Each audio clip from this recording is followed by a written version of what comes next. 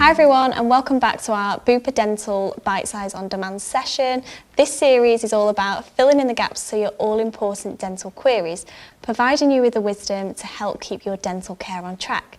So today I'm joined by Susie Lloyd, who is a practicing dentist at Bupa Dental Care, and today we're going to be having a conversation around all things dental anxiety. Thanks for joining us, Susie. So what is dental anxiety and how does it manifest itself? So dental anxiety, can take many forms. Like anything, it's on a spectrum. So on the left, you might just feel mildly anxious about going to the dentist, but still feeling as though you could cope. But then on the right of arc, you may feel as though you have very extreme levels of anxiety. And that anxiety may be so bad that you feel you can't attend the dentist. And when you do, that you suffer from basically a phobia and panic attacks. And some people do have that level of a phobia about going to the dentist. Things that they experience are sweating, fast or pounding heartbeat, and a feeling that they might feel quite faint, crying, and feelings of panic. How many people in the UK are affected by dental anxiety? So research shows that around 4 in every 10 adults would say that they had a fear of the dentist. We know that as a profession we're not greatly loved, unfortunately, but we are trying to change that one dentist at a time. And around 1 in every 10 adults would say that they had some form of extreme dental anxiety. So if you're out there and that's you, you're not alone, but it is really important to still come and see us and get the help you need. Yeah, it sounds really important. And what causes dental anxiety? Could it be that they've had a bad experience, for example? Yeah, but that's exactly right. So it can happen for lots of different reasons, but it's generally related to maybe a bad experience as a child or even as an adult. I think it's fair to say that there's some maybe poorer connotations in the last 20 or 30 years about what dental treatment used to be like. So some of my adult patients, when they recall the dental treatment they had as a child, and sometimes they don't have great memories about that, but I'd like to reassure everybody that things really have moved on. All of our dentists are really trained to recognise dental anxiety and to really put patients at ease and make sure that the treatment is going to be as pain-free and discomfort-free as possible. But it's fair to say that a lot of people are probably fearful because there's a bit of a kind of unknown about what's going to happen when they go to the dentist. They may have a fear of not being in control. And as a clinician, I do really try and remember what it feels like to have treatment myself. It's fair to say that you are doing treatment that's in a very invasive place within the body. Things like noise of some of our instruments do feel quite loud to the patient, and injections generally aren't loved, let alone in the mouth. So there's also, a few fears about things like choking or gagging or that kind of stuff, or I would say that's generally quite unusual.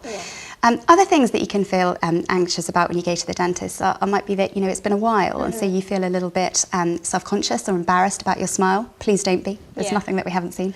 And also probably added in there is these days the cost of treatment. So, money worries adding to all those potential anxieties can result in people ignoring any pain or treatment that they're aware of needing. I would say on that score, please do speak to your dental practice about that. Every practice will offer finance or payment options, so please don't let that be the reason that you don't seek the treatment that you need.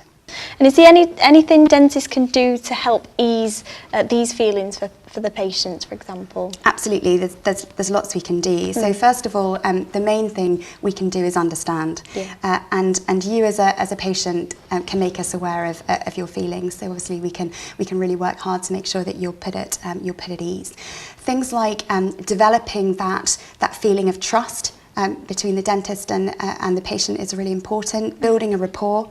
Having a relationship where the dentist is always going to stop as soon as you ask them to stop, and please be reassured no one is ever going to do anything to you that you don't want them to do.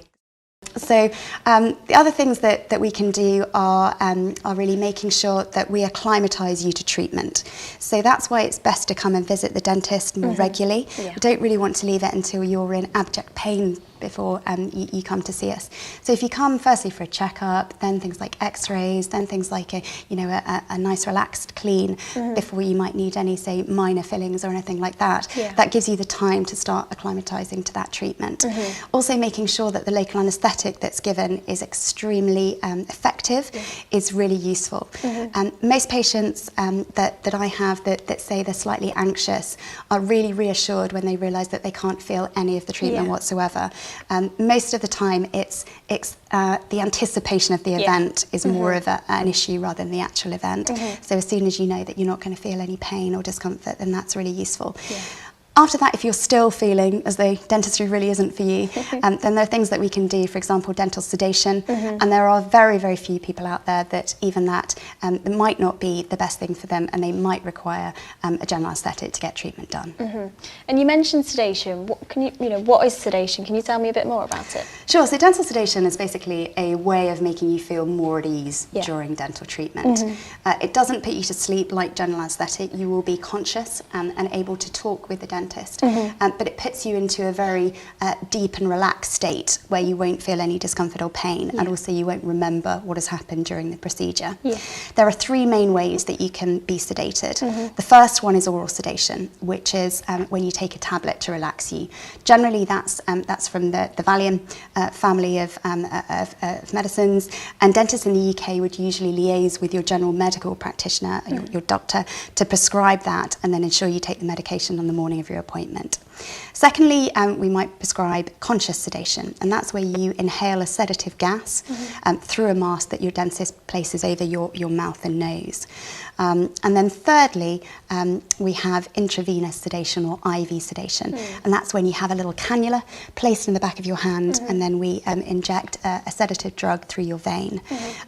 And sedation isn't just for invasive procedures. You can have it if you absolutely need to for more routine procedures like hygienist appointments, where your clinician makes sure that you've had a really thorough clean. Thank you.